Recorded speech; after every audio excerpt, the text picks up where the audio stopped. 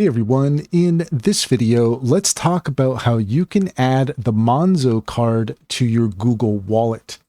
In order to do so, here we are at monzo.com, and according to Monzo, you can set up your Google Pay by downloading the Google Wallet app from the Google Play Store. Follow the Google Wallet app's instructions to add your card.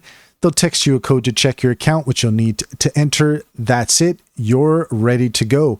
And that's all there is to it. If you found this video helpful, please leave a comment and like and subscribe. And don't forget to set your notifications for more helpful tips. Also, if you take a look in the description for this video, you will find a link to our link tree, and there you will find more information on our upcoming Intro to AI webinars, as well as our top recommendations for the AI tools that are out there, including Sintra, Cider, and EnzoBot. Click on those links. You'd be helping us out, and we would greatly appreciate it.